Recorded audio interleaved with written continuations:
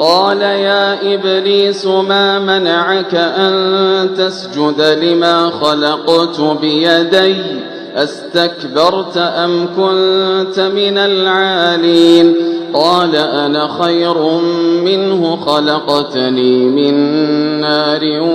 وخلقته من طين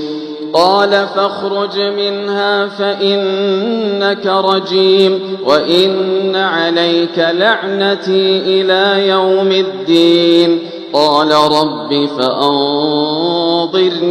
إلى يوم يبعثون قال فإنك من المنظرين إلى يوم الوقت المعلوم قال فبعزتك لأغوينهم أجمعين إلا عبادك منهم المخلصين